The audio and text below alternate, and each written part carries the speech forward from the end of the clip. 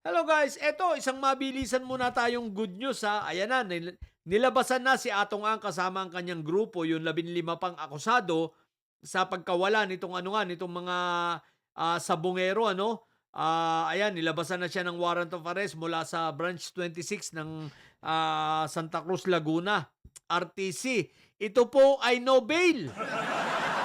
So kahit papaano congratulations sa sa sa ating mga kapulisan at sa CIDG na lumakad at talagang nagpursige para sa kasong ito ni Atong Ang.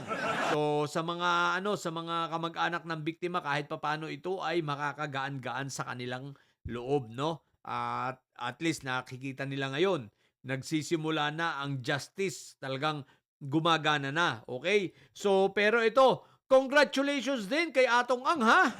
Atong Ang, isipin mo ha, akala mo untouchable ka. So ngayon, pahiya ka. So SILG, John Vic, ayan na yung sinasabi mo na talagang huhulihin mo na itong mga ito. Alam ko, excited ka na hulihin itong mga to. So mag-aabang kami ng balita ha, pag napusasan na ito. Guys, sa panahon lamang ni PBBM, walang malalaking tao kahit sino, si Atong Ang nahuhuli at mapupusasan, no bail. Di ba ga? Kahit marami tong pera. Di ba? So Atong Ang, yari ka ngayon, hindi ka iniligtas ng pera mo. Di ba? Sa dami mong kalokohan, sa daming sugal na pinagagawa mo, sa daming pinahirapan mong Pilipino, ano ka ngayon?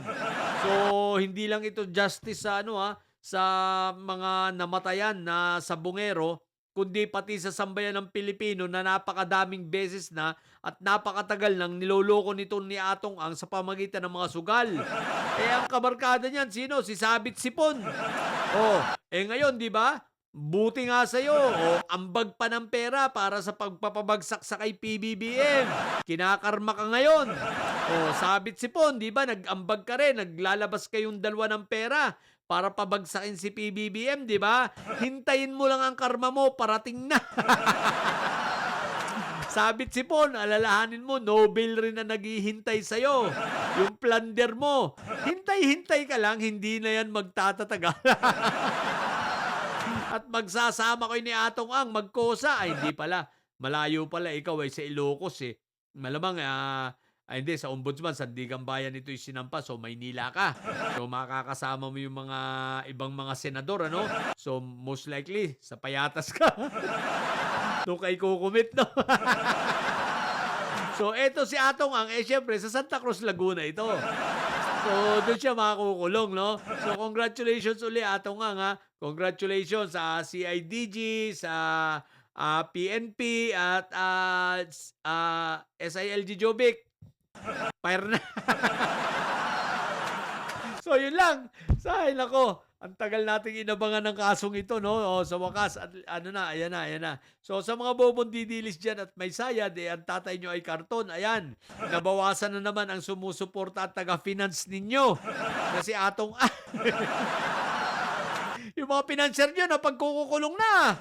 Si Tepes, si Atong Ang, nangyari na, si Diskaya. Susunod pa si si Sabit Sipon. Hindi na yan magtatagal, sigurado yan.